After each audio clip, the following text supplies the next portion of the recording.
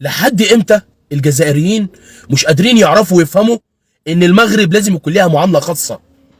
مش قادرين ليه لحد دلوقتي تقتنعوا ان المغرب بقت فخر لينا؟ اللي بيكلمك ده مصري مش مغربي. انا هفرجكم على فيديو دلوقتي ويا ريت يوصل لكل الجزائريين وكل المغاربه وكل العرب عشان تشوفوا الشعب المغربي ليه حق، وحق كبير قوي، وبالدليل وبالصوت وبالصوره. نشوف الفيديو ونرجع تاني مع بعض. ببعث رسالة لخويا بوحة، أحلى بوحة في العالم. بوحة بوحة حبيب الجماهير المغربية، هنيئا لك، فزت بحب 40 مليون شخص. بوحة، أو قبل ما نقول الرسالة ديالي، شكرا لك للمساندة اللي كانت للمغرب، للمنتخب المغربي خلال بطولة كأس العالم قطر 2022. بوحة، شكرا على الطريقة، شكرا على الشكلية، شكرا على المساندة اللي كنت كتساند بها المغرب، والتوقعات ديالك الجميلة اللي كانت دائما في محلها. وانت الحين مش يتيم، انت اخ 40 مليون شخص كيف ما تقول، وانا بتكلم باسم ولسان الشعب المغربي. رسالتي هي نقطتين: ضم صوت مصر او سحب صوتها للجزائريين في، ولا حبذا لان فعليا خلوها تكون شي دوله ثانيه، لان احنا كنحسوا بمصر صح بعاد علينا ب 4000، بس والله العظيم اقرب لينا من الجزائر. شعب مصر فعليا اظهر على حبه للمغاربه، بين ان هناك ما كاينش يعني ليس هنالك اي بغض، اي حسد تجاه المغاربه شعبا وحكومه. المغرب والجزائر يروحوا بعيد، لان فكريا فكر المصريين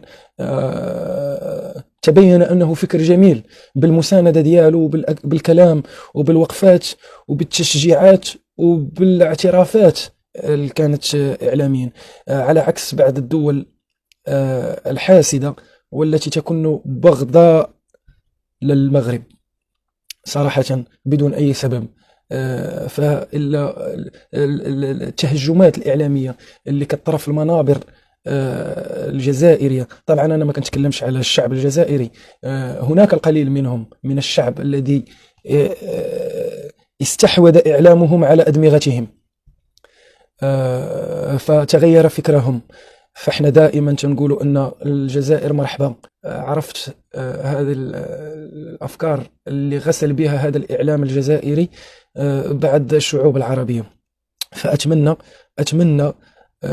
طبعا المغرب ما كياخذش ولا اي حركه تجاه هذا الموضوع، مخلي الحكومه الجزائريه والاعلام الجزائري يعمل ما بغى.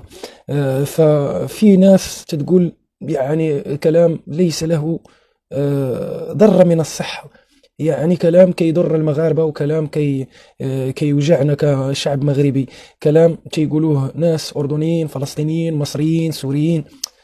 تاريخيا يا أخي، إعلاميا، رياديا، سياسيا، ناس كلها عندها أفكار، وهذا ناتج بالحرب الإعلامية اللي عامل الجزائر ضد المغرب. اللهم لك الحمد، لا إله إلا أنت، أستغفرك وأتوب إليك. شكرا لك يا أخي بوحة على كل ما قدمته للمغرب. الفيديو ده وجعني جدا وانا مصري، وركزوا في الحته دي، وانتوا عارفين انا بحب كل العرب. امال المغرب ايه؟ انا بتضامن باسم مصر كل التضامن مع منتخب المغرب. دورة الشان اللي معموله في الجزائر يعني ايه؟ تمنعوا الحدود عن المغرب. هم مأمنينكم على اولادهم وانتوا مش مأمنينهم ان هم يعدوا بالطياره. عندنا بالبلد هنا زي مصر، اجي لك من الشارع اللي ورا، اجي لك والف من ورا ليه؟ واجي من تونس ليه؟ انا رايح العب عندك، توفر لي الامان وتديني المصداقيه. فاحنا كل التضامن مع المنتخب المغربي. لو وصلت وانا بعمل نداء لاتحاد الكره المصري ان مصر ما تروحش تلعب وتشارك، ده اللي هيحصل. انا بقولها وانا صريح، لان احنا مش عايزين يحصل زي اللي حصل في نهائي افريقيا في اللعيبه تحت 20 سنه اللي للاسف اعتدوا عليهم في الجزائر، وبالصوت وبالصوره وبالدلائل.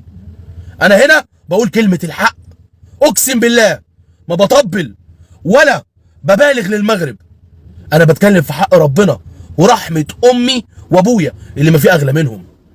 اللي ما تعرفوهوش ان الكاميرون وتونس واوغندا متضامنه مع المغرب، ومصر كمان في دورة الشان اللي عملوها في الجزائر. تونس متضامنة مع المغرب وكادت تسحب الملف علشان ازاي المغرب راحت تلعب في الجزائر وتخش من عندنا. فين روح العرب؟ اوغندا مش هتشارك في دورة الشان اللي في الجزائر بسبب الماديات. الكاميرون بترفض اللعب في الجزائر بسبب عدم الامان والمشكله اللي حصلت للمغرب. سيبوكم من كل دوت.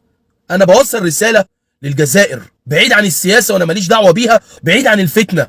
لحد امتى مش قادرين تقتنعوا ان المغرب بقى فخر لينا، ان هم ناجحين، ان هم اقوياء؟ طب انا قلتها على منتخبي، على بلدي، قلت هم اقوى من مصر ونتعلم منهم، وده مش عيب. وانا بقولها وانا فخور. ايوه فخور، دي حاجه ما تقللش مننا، لان احنا عرب واحد.